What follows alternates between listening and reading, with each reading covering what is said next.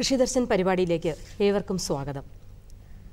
നമുക്ക് നമ്മുടെ മൃഗസംരക്ഷണ മേഖലയിൽ ഒട്ടനവധി വ്യവസായ സംരംഭകത്വങ്ങളെക്കുറിച്ച് നമ്മൾ ഇതിനു മുമ്പ് പല പരിപാടിയിലും ഇവിടെ അവതരിപ്പിക്കുകയുണ്ടായി. അതിൽ ഏറ്റവും അനുയോജ്യമായതും ചുരുങ്ങിയ സമയം കൊണ്ട് തന്നെ കർഷകർക്ക് നല്ല ആദായം കിട്ടുന്നത് രീതിയിലുമുള്ള ഒരു സംരംഭകത്തെക്കുറിച്ചാണ് ഇന്ന് നമ്മൾ ഈ കൃഷിദർശൻ പരിപാടിയിലൂടെ നിങ്ങളുടെ മുമ്പിൽ ഈ കാർഷിക സായാഹ്നത്തിൽ പങ്കുവയ്ക്കാൻ ഉദ്ദേശിക്കുന്നത്. നമ്മളോടൊപ്പം അതിഥിയായി എത്തിയിട്ടുള്ളത് തിരുവനന്തപുരത്തുള്ള നെയ്യാറ്റിങ്കര മുനിസിപ്പാലിറ്റിയിലെ സീനിയർ വെറ്റിനറി സർജനും തിരുവനന്തപുരം മൃഗസംരക്ഷണ മേഖലയിൽ തിരുവനന്തപുരം ജില്ലയിലെ പബ്ലിക് റിലേഷൻ ഓഫീസറുമായ ഡോക്ടർ ആർ വേണുഗോപാൽ സാറാണ്. സാറിനെ ഈ പരിപാടിയിലേക്ക് സ്വാഗതം ചെയ്യുന്നു. നമ്മുടെ ഇന്നത്തെ വിഷയം ആടുപരിപാലനമാണ്. ഈ വിഷയത്തിലെ പ്രശ്നങ്ങളും സാധ്യതകളെയും കുറിച്ച് ഒട്ടനവധി സംശയങ്ങളും അത് നിവാരണം ചെയ്യുന്ന ക്വസ്റ്റ്യൻസ് നിങ്ങളുടെ ഉള്ളിലുണ്ടാവും. തീർച്ചയായും ഈ ചോദ്യങ്ങൾ നിങ്ങൾക്ക് അതിഥിയോട് ചോദിക്കാവുന്നതാണ്.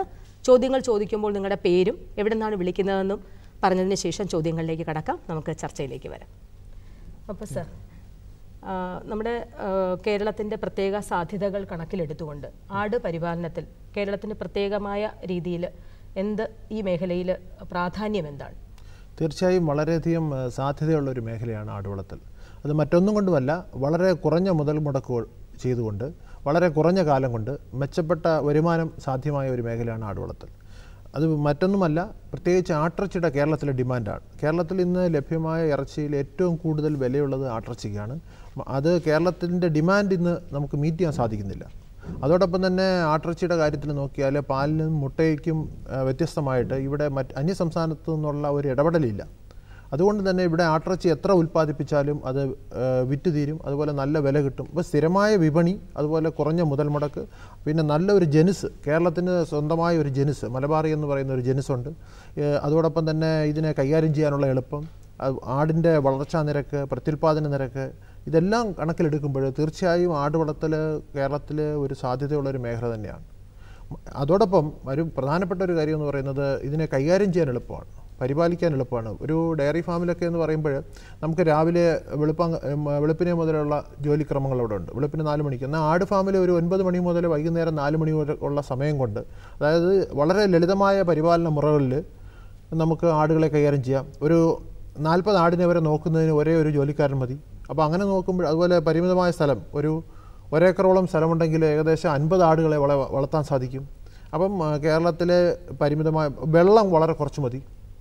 വെള്ളം ഒരാട് വളരെ കുറച്ച് വെള്ളം കുടിക്കുകയുള്ളൂ. അതുപോലെ തന്നെ കറണ്ട് വളരെ കുറച്ച് മതി. വൈദ്യുതി ഒരുപക്ഷെ ആവശ്യമില്ലാത്ത ഒരു മേഖലയായിട്ട് വേണമെങ്കിൽ ആട് വളർത്തലിനെ കാണാം. കേരളത്തിൽ പരിമിതമായ വെള്ളം, അതുപോലെ വൈദ്യുതി എന്നീ സാഹചര്യങ്ങൾ നോക്കുമ്പോൾ ഇതിനൊരു പ്രത്യേക പരിഗണന നമുക്കുണ്ട്. നമ്മുടെ ഈ മേഖലയിൽ, കാർഷിക മേഖലയിൽ, പ്രത്യേകിച്ചും മൃഗസംരക്ഷണ മേഖലയിൽ ഏറ്റവും നല്ല അനുയോജ്യമായിട്ടുള്ള ഒരു സ്വയം തൊഴിൽ സംരംഭകത്വമായി ഇതിനെ നമുക്ക് പറയാം. തീർച്ചയായും അതിന് ഒരുപാട് സാധ്യതകളുണ്ട്. കാരണം എന്ന് വെച്ചാൽ ഇത് ഒരു പശു, ഒരാട്, 2 ആട് എന്നുള്ളതിൽ നിന്ന് മാറി ഒരു നിക്ഷേപത്തിന് സാധ്യതയുള്ളൊരു മേഖലയാണ്. പ്രത്യേകിച്ച് ഒരുപാട് അനുകൂല ഘടകങ്ങളുണ്ട്. ഒന്ന് പറയുകയാണെന്നുണ്ടെങ്കിൽ ഇതിൻ്റെ പൊള്യൂഷനുമായി ബന്ധപ്പെട്ട പ്രശ്നങ്ങൾ ഏറ്റവും കുറവുള്ള ഒരു വ്യവസായ മേഖലയാണ്. ഇപ്പോൾ ഡയറി ഫാമിലൊക്കെ എന്ന് പറയുമ്പോൾ ഏറ്റവും വലിയ പ്രധാന പ്രശ്നം എന്ന് പറയുന്നത് പരിസര മലിനീകരണവും അതുമായി ബന്ധപ്പെട്ട വിഷയങ്ങളാണ്. എന്നാൽ ആട് ഫാമിനെ സംബന്ധിച്ചിടത്തോളം മലിനീകരണത്തിന് സാധ്യത വളരെ കുറവാണ്. അപ്പോൾ അങ്ങനെ നോക്കുമ്പോൾ വളരെ പെട്ടെന്ന് നമുക്ക് ഇടപെടാവുന്നൊരു മേഖലയാണ്. നല്ല വിപണിയുണ്ട്. തീർച്ചയായും ഉൽപ്പന്നത്തിന് നല്ല വിപണി, പാലിനായാലും ആട്ടിറച്ചിയുടെ വിപണി ഞാൻ പറഞ്ഞു കഴിഞ്ഞു. പാലിനായാലും ആടിൻ്റെ തുകലും എല്ലാ ഉൽപ്പന്നങ്ങളും ഇവിടെ നല്ല രീതിയിൽ വിറ്റഴിഞ്ഞു പോകുന്നു.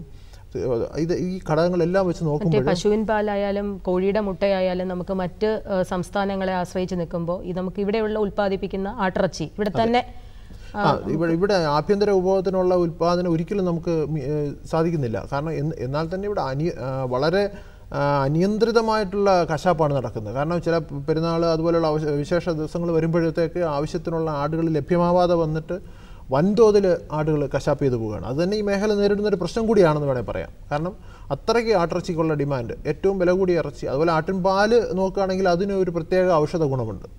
കാരണം ആട് എല്ലാ തരത്തിലുള്ള, ഞാനൊന്ന് ഇടപെട്ടോട്ടെ ഡോക്ടർ, നമ്മൾ ആട് വളർത്തൽ മേഖലയിൽ പാലിന് വേണ്ടി അതിനേക്കാൾ ഉപരി ഇറച്ചിക്ക് വേണ്ടി തന്നെയല്ലേ? തീർച്ചയായും ആട്ടിറച്ചിക്കാണ് പ്രധാനമായ ഒരു ഡിമാൻഡ്. പ്രത്യേകിച്ച് പാലെന്ന് പറയുന്നത് ആട്ടും കുട്ടി കുടിച്ചതിന് ശേഷം മിച്ചമുള്ള പാല് മാത്രമേ നമുക്ക് മാർക്കറ്റ് ചെയ്യാൻ സാധിക്കുള്ളൂ. അളവ് വളരെ കുറവാണ്. ആട് പൊതുവെ പാലുൽപാദനം കുറഞ്ഞ്, പ്രത്യേകിച്ച് മലബാറി ആടുകൾക്ക് ഉൽപാദനം കുറവാണ്. അത് പ്രധാനമായിട്ടും അതിൻ്റെ കുഞ്ഞുങ്ങൾക്ക് വേണ്ടിയുള്ളതാണ്. 3 മാസം വരെ ആട്ടിൻകുട്ടികൾക്ക് പാലുണ്ടെങ്കിൽ മാത്രമേ അത് ശരിയായി വളരുകയുള്ളൂ.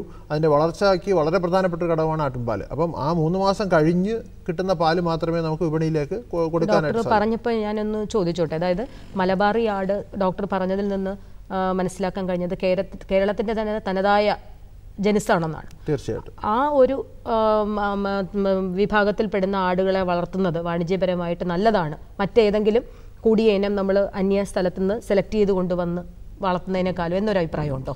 തീർച്ചയായും. അതായത് ഇന്ത്യയിൽ 20ഓളം ജനുസുകളിൽപ്പെട്ട ആടുകളുണ്ട്. അപ്പോൾ ഓരോ സ്ഥലത്തെയും ഭൂപ്രകൃതിക്കും കാലാവസ്ഥയ്ക്കും അനുയോജ്യമായ ജനുസുകൾ അതാത് പ്രദേശത്ത് ഉരുത്തിരിഞ്ഞിട്ടുണ്ട്. അങ്ങനെ കേരളത്തിൻ്റേതായിട്ട് പറയാവുന്ന ജനുസാണ് മലബാർ ഏരിയയിൽ നിന്നും വന്നിരിക്കുന്ന ഈ മലബാറി ആടുകൾ. പ്രത്യേകിച്ച് കണ്ണൂരാണ് അതിൻ്റെ സ്വദേശം എന്ന് പറയുന്നത്. ഈ മലബാറി ആടുകൾക്ക് ഒരുപാട് ഗുണങ്ങളുണ്ട്. അതിന് പ്രത്യേകിച്ച് പറയുകയാണെന്നുണ്ടെങ്കിൽ അതിൻ്റെ ഉയർന്ന വളർച്ചാ നിരക്ക്, ഏകദേശം 150 ഗ്രാം വരെ ഒരു ദിവസം വളർച്ചാ നിരക്കുണ്ട്. നല്ല രോഗപ്രതിരോധ ശക്തിയുണ്ട്.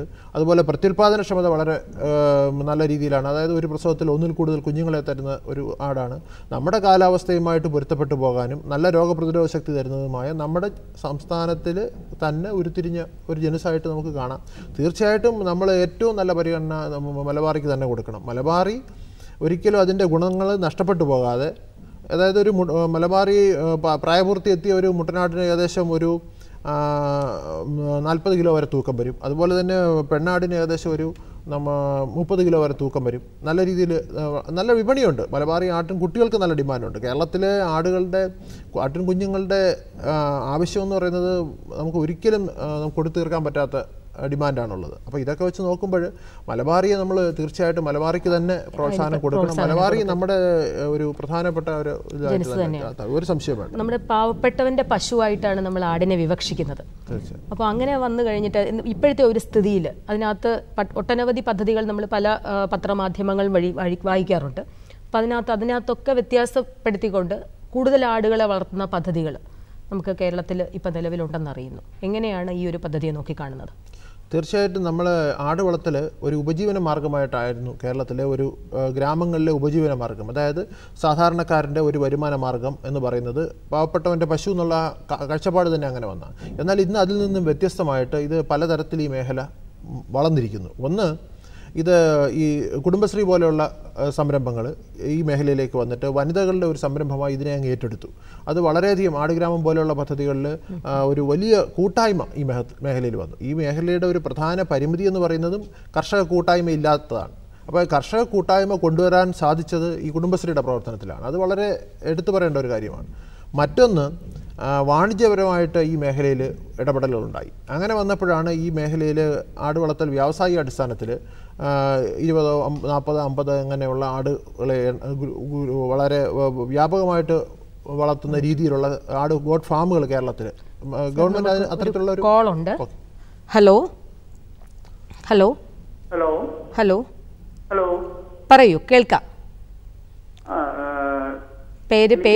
എന്റെ പേര് ശരണ്ട എന്നാണ്. എവിടെ നിന്നാണ്? ഞാനിപ്പോ വിളിക്കുന്നത് ബംഗാളിൽ നിന്നാണ്. പറയൂ. എനിക്ക് doctor good evening. Good evening പറഞ്ഞോളൂ.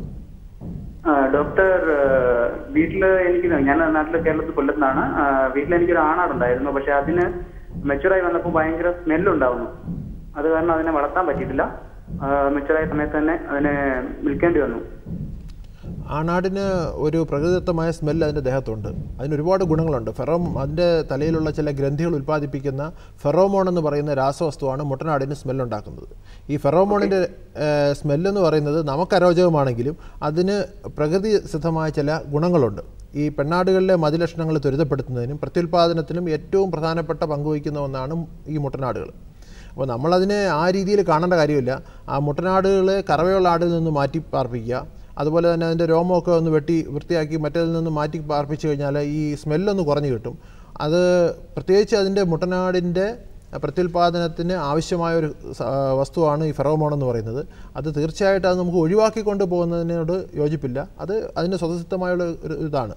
പ്രത്യേകിച്ച് പെണ്ണാടുകളിലെ മതിലക്ഷണത്തെ ത്വരിതപ്പെടുത്തുന്ന ഒരു പ്രധാന ഘടകമാണ് ഈ ഫെറോമോൺ എന്ന് പറയുന്നത്. അത്തരത്തിൽ ഒരുപാട് പഠനങ്ങൾ ഇതിനകത്ത്. സ്മെല്ലുണ്ടായത് കാരണം നമുക്ക് ആളുകൾക്ക് ഒരു ബുദ്ധിമുട്ട്, പരിസരത്തുള്ളവർക്ക് ഒരു ബുദ്ധിമുട്ടുണ്ടാവുകയും അത് കാരണം എനിക്ക് അതിനെ ഉപേക്ഷിക്കേണ്ടി വരികയും ചെയ്തു. തീർച്ചയായിട്ടും അത് കുറച്ചുകൂടെ അതിനകത്ത് കാര്യങ്ങൾ കുറച്ച് ഈ പറഞ്ഞ പോലെ അതിൻ്റെ രോമമൊക്കെ വെട്ടി മറ്റാടുകളിൽ നിന്ന് മാറ്റി പ്രത്യേകിച്ച് പാർപ്പിച്ചാൽ സാധാരണ സംഭവിക്കുന്ന ഒരു കാര്യം പാലിന് സ്മെല്ല് വരുന്നു എന്നുള്ളതാണ്. അത് നമുക്ക് ഒഴിവാക്കാൻ പറ്റും, പെണ്ണാടുകളിൽ നിന്ന് ഇതിനെ മാറ്റുക. പക്ഷേ മുട്ടനാടിൻ്റെ സ്മെല്ല് ഞാൻ പറഞ്ഞു അതിനൊരു പ്രത്യേക ഗുണം തന്നെയുണ്ട്. പെണ്ണാടുകൾ മതിലക്ഷണം കാണാതിരിക്കുകയാണെങ്കിൽ നമ്മൾ പറയുന്നത് മുട്ടനാടിൻ്റെ അടുത്ത് കൊണ്ടുവന്ന് കെട്ടുക. അങ്ങനെ കെട്ടിക്കഴിഞ്ഞാൽ ഈ ഫെറോമോണിൻ്റെ സാന്നിധ്യം കൊണ്ട് പെണ്ണാടുകളിൽ മതി അതിനെ ത്വരിതപ്പെടുത്തും. അതുപോലെ തന്നെ മുട്ടനാടിനെ ഇല്ലാത്ത ഫാമുകളിൽ മതി കാണിക്കാൻ വേണ്ടിയിട്ട് മുട്ടനാടിൻ്റെ രോമം വെട്ടി ടിന്നിനകത്താക്കി സൂക്ഷിക്കുന്നുണ്ട്. അങ്ങനെ വരുമ്പോൾ ആ സ്മെല്ല് കാരണം പെണ്ണാടുകളിൽ മതി വരുന്നുണ്ട്. അപ്പോൾ ഇത്തരത്തിൽ ഒരു രാസവസ്തുവിൻ്റെ സ്മെല്ലാണ് നമ്മൾ ഈ പറയുന്നത്. അത് ഒരുപക്ഷെ നിങ്ങൾക്ക് ഈ പറഞ്ഞ പോലെ രോമമൊക്കെ വെട്ടി അതുപോലെ ഒന്ന് കുളിപ്പിച്ചൊക്കെ കഴിയുമ്പോൾ വലിയ സ്മെല്ലൊക്കെ നമുക്ക് കുറയ്ക്കാൻ സാധിക്കും. എന്നിരുന്നാലും അതിന് പ്രകൃതി കൊടുത്തിരിക്കുന്ന ഒരു കാര്യമാണ്, അതിന് ഒരുപാട് ശാസ്ത്രീയ ആവശ്യമുള്ള ഒരു കാര്യമാണ്. എന്തായാലും വിളിച്ചതിന് നന്ദി. തിരിച്ച് നമുക്ക് വരാം സർ. നമുക്ക് ഈ ശാസ്ത്രീയമായ പരിപാലന മാർഗങ്ങളെക്കുറിച്ചൊന്ന് പറയാമോ? പരിപാലന രീതികൾ ഇപ്പോൾ 1-2 ആടുകളെയാണ് വളർത്തുന്നതെന്നുണ്ടെങ്കിൽ നമുക്ക് വീടിനോട് ചേർന്ന് അവയെ ചെറിയ കൂട് കെട്ടി അതിനകത്ത് 1-2 ആടുകളെ കെട്ടിയിട്ട് വളർത്തുന്ന രീതിയാണ് പൊതുവെ കണ്ടുവരുന്നത്. അത് ഗ്രാമങ്ങളിൽ സാധാരണ പണ്ടുകാലം മുതലേ ചെയ്തു വരുന്ന രീതിയാണ്. എന്നാൽ ആടുകളുടെ എണ്ണം കൂടുമ്പോൾ ഇപ്പോൾ 5-10 ആടുകളെ അതിലധികമോ ആടുകളെ വളർത്തുമ്പോൾ നമുക്ക് തീർച്ചയായിട്ടും അത്തരത്തിലൊരു രീതി പറ്റില്ല. എന്ന് വെച്ച് നമുക്ക് തുറന്നു വിട്ട് വളർത്താൻ സാധിക്കത്തില്ല. കേരളത്തിലെ സ്ഥലപരിമിതിയുള്ള ഒരു സാഹചര്യത്തിൽ ഇപ്പോൾ തമിഴ്നാട്ടിലും മറ്റ് സംസ്ഥാനങ്ങളിലൊക്കെ പോയി കഴിഞ്ഞാൽ ആടുകളെ പകൽ മുഴുവൻ തുറന്നു വിടുകയും രാത്രി കൂട്ടിനകത്ത് അടച്ചിടുകയും ചെയ്യുന്ന രീതിയാണ്. പക്ഷേ ഇവിടെ നമുക്ക് അതിനുള്ള സാഹചര്യമില്ല. ഇവിടെ നമ്മൾ കുറച്ചുകൂടെ പ്രായോഗികമായിട്ട് കൊണ്ടുവരുമ്പോൾ ആടിനെ കൂട് കെട്ടി ആ കൂടിനകത്ത് വളർത്തുകയും ഇടയ്ക്ക് പകൽ സമയത്ത് കിട്ടുന്ന കുറച്ച് അവസരങ്ങളിൽ നിയന്ത്രിതമായ ഒരു സ്ഥലത്ത് ഓപ്പൺ പാഡക്ക് പോലെ ഒരു തുറന്നു വിട്ട സ്ഥലത്ത് ഒരു 5-6 മണിക്കൂർ സമയം പുറത്തഴിച്ചു വിടാം. 5-6 മണിക്കൂർ സമയം പുറത്ത് കുറച്ച് അതിന് എക്സർസൈസൊക്കെ കിട്ടത്തക്ക വിധത്തിലുള്ള ഒരു പ്രദേശം ഉണ്ടാക്കിയിട്ട് അവിടേക്ക് കുറച്ച് സമയം അഴിച്ചു വിടുക. ബാക്കിയുള്ള സമയത്ത് അത് കൂട്ടിൽ തന്നെ നിൽക്കും. കൂട്ടിൽ ആഹാരവും മറ്റും കൊടുക്കും. പക്ഷേ അപ്പോൾ ഇവിടെ നമുക്ക് വരുന്നൊരു കാര്യം എന്ന് പറയുന്നത് തീറ്റ ചെലവ് കൂടും. കാരണം ആഹാരം നമ്മൾ അവിടെ എത്തിക്കണം, തീറ്റ പുല്ല് അവിടെ എത്തിക്കണം. അപ്പോൾ കുറച്ചുകൂടെ പരിപാലനത്തിന് കുറച്ചുകൂടെ ബുദ്ധിമുട്ട് വരും. എന്നിരുന്നാലും ഫാമായിട്ട് നമ്മൾ ആടിനെ വളർത്തുമ്പോൾ കേരളത്തിൽ ഇപ്പോഴത്തെ രീതി ചെയ്യാൻ പറ്റുന്ന രീതി എന്ന് പറയുന്നത് ഒരു 5-6 മണിക്കൂർ സമയം പുറത്തിറക്കുക, ബാക്കിയുള്ള സമയം കൂട്ടിൽ തന്നെ ആഹാരവും ബാക്കി എല്ലാ കാര്യങ്ങളും ക്രമീകരിക്കാം. ഇതാണ് പ്രായോഗികമായിട്ട് നമുക്ക് ഫാമായിട്ട് ചെയ്യുമ്പോൾ പറ്റുന്നത്. പിന്നെ ഈ മേഖലയിൽ എന്തെങ്കിലും രീതിയിൽ നമുക്ക് കർഷകരോട് തുറന്നു പറയാനുള്ള പരിമിതികൾ ഉള്ളതായിട്ട് ഇത്രയും എക്സ്പീരിയൻസ് ഉള്ളതുകൊണ്ടാണ് ഞാൻ ചോദിക്കുന്നത്. അങ്ങനെ തുറന്നിട്ട് അങ്ങനെ നമുക്ക് ഉണ്ടോ? തീർച്ചയായും ഈ മേഖലയിലും പരിമിതികളുണ്ട്. പരിമിതികൾ പ്രത്യേകിച്ച് എടുത്തു പറയാനുള്ള ഒന്ന് ഭൂമിയുടെ ലഭ്യത കുറയുന്നു.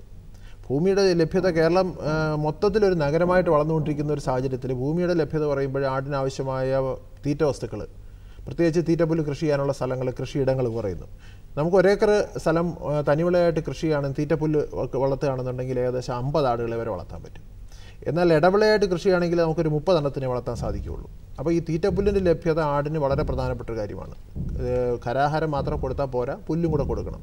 അപ്പോൾ ഭൂമിയുടെ ലഭ്യത കുറയുന്നത് അത് നമുക്കൊരു ബുദ്ധിമുട്ടായിട്ട് മാറുന്നുണ്ട്. മറ്റൊന്ന് അനിയന്ത്രിതമായ കശാപ്പ്. കേരളത്തിലെ ആടുകളുടെ എണ്ണം വർദ്ധിക്കാൻ ഒരു തടസ്സമായി നിൽക്കുന്നത് ഈ ചെറിയ കുട്ടികൾ പോലും കശാപ്പിന് വിധേയമാകുന്നു. അതൊരു വലിയ പ്രശ്നമാണ്. പിന്നെ മറ്റൊന്ന് ഒരു പ്രധാന വിഷയമായിട്ട് കണ്ടുവരുന്നത് ഈ രക്തബന്ധമുള്ള ആടുകൾ തമ്മിൽ ക്രോസ് ചെയ്യപ്പെടുന്നു, ഇണചേരുന്നു. അത് പ്രത്യേകിച്ച് ഈ ഫാമുകളിലൊക്കെ കണ്ടുവരുന്നൊരു കാര്യം. ഫാമുകളിൽ കൃത്യമായിട്ട് രജിസ്റ്ററുകളും അതുപോലെ കാര്യങ്ങളൊന്നും എഴുതി സൂക്ഷിക്കാതെ വരുമ്പോൾ ഒരേ രക്തബന്ധമുള്ള ആടുകൾ തമ്മിൽ ക്രോസ് ചെയ്യപ്പെട്ടിട്ട് ഓരോ തലമുറ കഴിയും തോറും മലബാറി ആടുകളുടെ ഗുണനിലവാരം കുറഞ്ഞു വരുന്നു. അതായത് ജനിക്കുമ്പോഴുള്ള തൂക്കം കുറഞ്ഞു പോകുന്നു, മരണനിരക്ക് കൂടുന്നു, വളർച്ചാ നിരക്ക് കുറയുന്നു, ഉദ്ദേശിക്കുന്ന രീതിയിലുള്ള ബർത്ത് വെയ്റ്റ് കിട്ടുന്നില്ല. സാധാരണ മലബാറി ആടുകൾ ജനിക്കുന്ന സമയത്ത് കുറഞ്ഞത് ഒരു 2 കിലോ തൂക്കമെങ്കിലും ഉണ്ടായിരിക്കണം. 3 മാസം കൊണ്ട് അതിൻ്റെ ശരീര തൂക്കം കുറഞ്ഞത് ഒരു 10 കിലോ എങ്കിലും എത്തണം. അപ്പോൾ ആ രീതിയിൽ നമുക്ക് വളർച്ച കൊണ്ടുവരാൻ സാധിക്കത്തില്ല. അപ്പോൾ ആട്ടിൻകുട്ടികളുടെ മരണനിരക്ക് കൂടുന്നു. അപ്പോൾ ഇതൊക്കെ നോക്കുമ്പം കേരളത്തിൽ ഇത്തരത്തിലുള്ള ചില പ്രശ്നങ്ങളും ഉണ്ട്. പിന്നെ ഇടനിലക്കാരുടെ ഒരു ചൂഷണം. ഞാൻ നേരത്തെ പറഞ്ഞു, കർഷക കൂട്ടായ്മ ഈ മേഖലയിൽ ഇല്ല. പശു വളർത്തുന്നവരുടെ കാര്യത്തിൽ ക്ഷീരസംഘങ്ങളുണ്ട്. അവരുടെ വളരെ സജീവമായ ഇടപെടൽ കാരണം പാലിനൊരു വിപണി, അതുപോലെ ഒരു വലിയൊരു കൂട്ടായ്മ കേരളത്തിലുടനീളം ഉണ്ട്. പക്ഷേ ആട് വളർത്തൽ രംഗത്ത് അത്തരത്തിലുള്ള കർഷക കൂട്ടായ്മകളും മറ്റും ഇല്ലാത്തതുകൊണ്ട് ഒരു പരിധിവരെ കർഷകർ ഇടനിലക്കാരുടെ ചൂഷണത്തിന്, പ്രത്യേകിച്ചും വിപണിയുമായി ബന്ധപ്പെട്ട് വരുമ്പോൾ മാംസവും മറ്റും വിൽക്കുന്ന സമയത്ത് തീർച്ചയായിട്ടും ഇടനിലക്കാർ വളരെയധികം ഈ കർഷകരെ ചൂഷണം ചെയ്യുന്നുണ്ടെന്നുള്ളതാണ് അനുഭവം. ഇപ്പോൾ നമ്മൾ ക്ഷീരമേഖലയിൽ പശു വളർത്തൽ, ശാസ്ത്രീയമായ പശു വളർത്തലിൽ എടുത്തു കഴിഞ്ഞാൽ തന്നെയും നമുക്ക് ഒട്ടനവധി ഈ വാക്സിനേഷനും മറ്റ് പരിപാടികളുമായിട്ട് അതിൻ്റെ രോഗങ്ങളെ ഒക്കെ തന്നെ പ്രതിരോധിക്കാനായിട്ട് നല്ല ഒരു സാങ്കേതിക വിദ്യ ഡെവലപ്പ് ചെയ്തിട്ടുണ്ട്. അതേസമയം ആട് വളർത്തലിൽ പെട്ടെന്ന് ആടുകൾ ഇങ്ങനെ ചത്തുപോകുന്നതായിട്ട് എന്നുവെച്ചാൽ ആ ഒരു പരിശോധിച്ച് ആ ഒരു ചികിത്സ ഇഫക്റ്റീവ് ആക്കാൻ കഴിയുന്നതിന് മുമ്പേ തന്നെ വളരെ ഒരു നേർത്ത ഒരു അറ്റാക്കോ അല്ലെങ്കിൽ ഒരു രോഗത്തിനെതിരെ അത് അധികം പ്രതിരോധശേഷി കാണിക്കാതെ തന്നെ ആടുകൾ ചത്തുപോകുന്നതായിട്ട് കർഷകരിൽ നിന്ന് കേട്ടിട്ടുണ്ട്. അപ്പം ആ രീതിയിൽ നമുക്ക് എത്രത്തോളം ഇതിൻ്റെ ശാസ്ത്രീയ പരിപാലന മുറകളിൽ രോഗപ്രതിരോധത്തെ നമുക്ക് കാണാൻ കഴിയും? തീർച്ചയായും വളരെ ശ്രദ്ധയോടുകൂടി ചെയ്യേണ്ട ഒരു വിഷയമാണ് ആടിൻ്റെ പരിപാലനം. പ്രത്യേകിച്ച് ഈ 1-2 ആടിനെ വീട്ടിൽ വളർത്തുമ്പോൾ നമുക്ക് അതിന് പരമാവധി പരിചരണം കൊടുക്കാൻ സാധിക്കും. പക്ഷേ ഒരു ഫാമിൽ കൂടുതൽ ആടുകൾ 10-20 ആടുകളെ വളർത്തുമ്പോൾ തീർച്ചയായിട്ടും ഓരോ ആടിനും നമുക്ക് നമ്മുടെ കണ്ണെത്തത്തില്ല. അവിടെ നമ്മൾ മൊത്തത്തിലുള്ള പരിചരണത്തിനാണ് പ്രാധാന്യം. അപ്പോൾ രോഗം വന്നിട്ട് ചികിത്സിക്കുന്നതിനേക്കാൾ നല്ലത് ഇപ്പോഴും രോഗം വരാതെ നോക്കുക എന്നുള്ളതാണ്. അപ്പോൾ വാണിജ്യാടിസ്ഥാനത്തിൽ ആട് വളർത്തുമ്പോൾ ഏറ്റവും പ്രധാനപ്പെട്ട ഒരു കാര്യം എന്ന് പറയുന്നത് കൃത്യമായ പ്രതിരോധ കുത്തിവയ്പ്പുകൾ. അതിൽ ഏറ്റവും പ്രധാനപ്പെട്ട ഒരു രോഗം ആടുവസന്തയാണ്. പ്രത്യേകിച്ച് ആടുവസന്ത വന്ന് ഒരുപാട് ആടുകൾ ഫാമുകളിൽ നഷ്ടപ്പെട്ടിട്ടുണ്ട്. അപ്പോൾ ആടുവസന്തയ്ക്കെതിരെ വർഷം തോറും പ്രതിരോധ കുത്തിവയ്പ്പ് എടുക്കണം. അതുപോലെ തന്നെ കുരളടപ്പൻ ശ്വാസകോശ സംബന്ധമായ രോഗമാണ്, അതിനും പ്രതിരോധ മരുന്ന് ഇന്ന് കേരളത്തിൽ ലഭ്യമാണ്. അതുപോലെ കുളമ്പ് രോഗത്തിനെതിരെ പ്രതിരോധ കുത്തിവയ്പ്പാണ്. ഇത്തരത്തിലുള്ള പ്രതിരോധ കുത്തിവയ്പ്പുകൾ കൃത്യമായ ഇടവേളകളിൽ അത് വളരെ കൃത്യമായി ഒരു രജിസ്റ്റർ തന്നെ സൂക്ഷിച്ചിട്ട് ആ എടുക്കേണ്ട സമയത്ത് കൃത്യമായിട്ട് എടുക്കുക. അതുപോലെ തന്നെ ഈ ടെറ്റനസ് പോലെയുള്ള രോഗങ്ങൾ വരാതിരിക്കാനായിട്ട് ഗർഭിണിയായിരിക്കുന്ന സമയത്ത് തള്ളയാടുകൾക്ക് 4-ാം മാസവും മറ്റും ഇഞ്ചക്ഷൻ എടുക്കുക. ഇത്തരത്തിൽ പ്രതിരോധ നടപടികൾ ഫാമിൽ എടുക്കുമ്പോൾ മൊത്തത്തിൽ ആ ഫാമിലുള്ള മൃഗങ്ങളുടെ രോഗപ്രതിരോധ ശേഷി കൂടും. വളരെ കൃത്യമായിട്ടുള്ള പ്രതിരോധ കുത്തിവയ്പ്പിലൂടെ അതുപോലെ വിരമരുന്ന് കൊടുക്കുന്നതും ഒക്കെ കൃത്യമായിട്ട് ചെയ്യുമ്പോൾ മൊത്തത്തിലുള്ള പ്രതിരോധ ശക്തി കൂടും. അതുപോലെ ഓരോ ആടുകളുടെയും പ്രായത്തിനും വളർച്ചയ്ക്കും അനുസരിച്ചുള്ള തീറ്റ ക്രമീകരിക്കുക. ആ രീതിയിൽ ആഹാരം, ശുചിയായ ഭക്ഷണം, നല്ല വെള്ളം, ഇത്തരത്തിലുള്ള ഓരോ ചെറിയ കാര്യങ്ങളിലും കണ്ണെത്തണം. ആ രീതിയിലൊരു നല്ല പരിപാലനം ഫാമിൽ നമുക്ക് കൊടുക്കാൻ കഴിഞ്ഞാൽ തീർച്ചയായിട്ടും നമുക്ക് മികച്ച രീതിയിൽ നമുക്ക് ആടുകളെ വളർത്തിക്കൊണ്ടുവരാം. പശുവിൻ്റെ തൊഴുത്ത് നമ്മൾ പരിപാലിക്കുന്നത് പോലെ തന്നെ കഴുകി ഇറക്കി അവയെ കുളിപ്പിച്ച് ആ രീതിയിലുള്ള പരിപാലനം ആടിനും ബാധകമാണോ? അത്രത്തോളം പരിചരണം ആവശ്യം വരുന്നില്ല. കാരണം എന്ന് പറഞ്ഞു കഴിഞ്ഞാൽ ആടുകളെ ദിവസം കുളിപ്പിക്കേണ്ട ഒരു പ്രശ്നമേ വരുന്നില്ല. ആടുകളെ നമ്മൾ സാധാരണ പ്രസവിച്ച് അന്നൊന്ന് കുളിപ്പിക്കുക. അത് കഴിഞ്ഞാൽ നമുക്ക് 15 ദിവസത്തിലോ അല്ലെങ്കിൽ ഒരു മാസത്തിലോ ഒരിക്കൽ കുളിപ്പിച്ചാൽ മതിയാവും. പിന്നീട് കുളിപ്പിക്കേണ്ടി വരുന്നത് വെച്ചാൽ അതിന് പരാതങ്ങൾ വരുമ്പോൾ, ബാഹ്യ പരാതങ്ങളും മറ്റും വരുമ്പോഴാണ് ആടിനെ നമ്മൾ കുളിപ്പിക്കേണ്ടതായിട്ട് വരുന്നത്. അതുപോലെ ആടിനെ 2 നേരം കറക്കേണ്ട കാര്യം വരുന്നില്ല. കാരണം ആടിൻ്റെ പാലെന്ന് പറയുന്നത് പ്രധാനമായും അതിൻ്റെ കുഞ്ഞുങ്ങൾ കുടിക്കാൻ വേണ്ടിയാണ്. കുഞ്ഞുങ്ങൾ കുടിച്ചിട്ട് മിച്ചം നിൽക്കുന്ന പാല് മാത്രം വൈകുന്നേരം ഒരു നേരം കറന്നാൽ മതി. അതാണ് ഞാൻ പറഞ്ഞത്, ഏകദേശം 40 ആടിൻ്റെ എല്ലാ പരിചരണങ്ങളും നോക്കാനായിട്ട് ഒരേ ഒരാൾ തന്നെ മതിയാവും. അപ്പോൾ കൂടും അതുപോലെ തന്നെ കഴുകേണ്ട കാര്യമില്ല.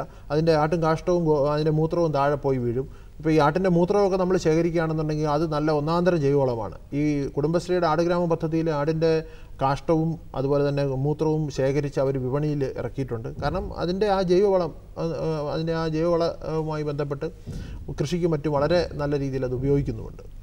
ഡോക്ടർ, ഞാനിനി മറ്റൊരു വിഷയത്തിലേക്ക് ഒരു ചോദ്യം എൻ്റെ മനസ്സിൽ വന്നത് എന്താണെന്ന് വെച്ചാൽ ഈ കൃത്രിമ ബീജദാനം അത് നമ്മുടെ പശുവിൻ്റെ കേസിൽ വളരെ നന്നായിട്ട് നടക്കുന്നുണ്ട്.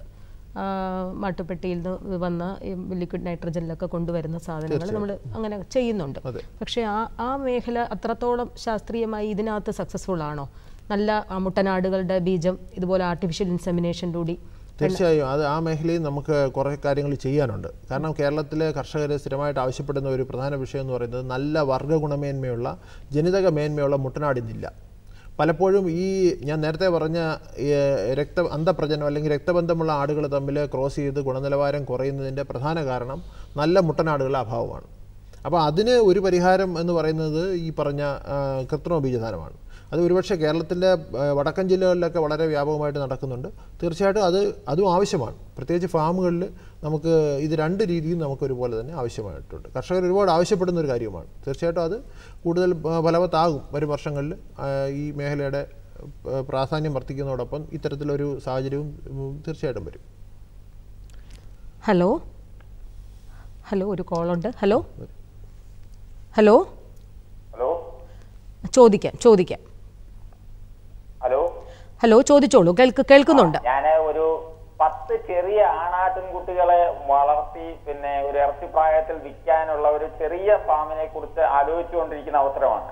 അപ്പൊ പ്രധാനമായിട്ടും ആ കാര്യത്തിൽ ശ്രദ്ധിക്കേണ്ട കാര്യങ്ങൾ ഡോക്ടർ ഒന്ന് പറഞ്ഞാൽ കൊള്ളായിരുന്നു.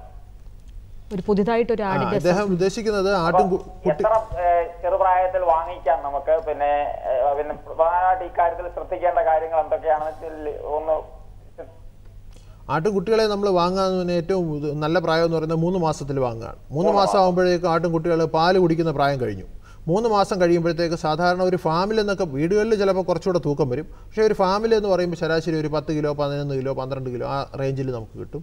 ഇന്നത്തെ മാർക്കറ്റ് റേറ്റ് എന്ന് പറയുന്നത് ശരാശരി ലൈവ് വെയിറ്റ് 350 രൂപയ്ക്ക് നമുക്ക് വാങ്ങാൻ പറ്റും.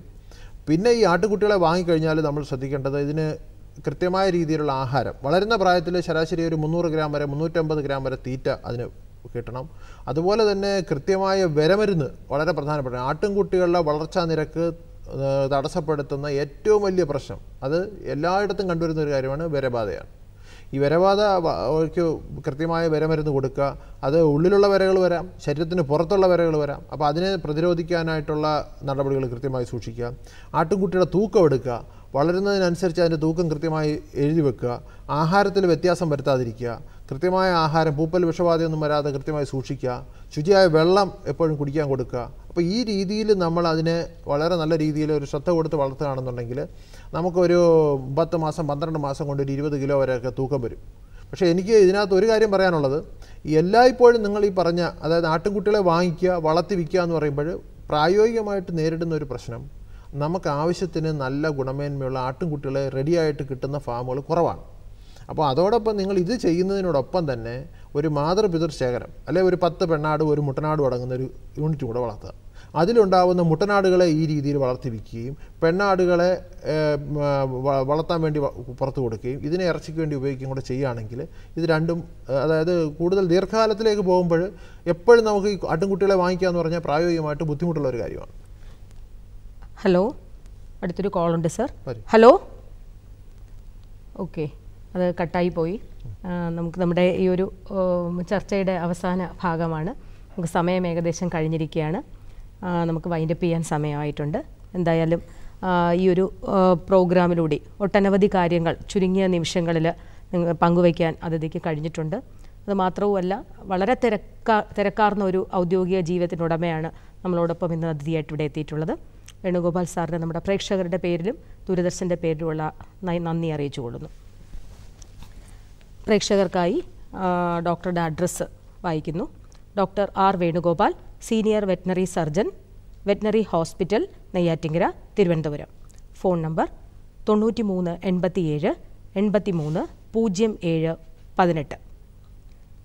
ഫോൺ നമ്പർ ആവർത്തിക്കുന്നു, 93 87 83 07 18.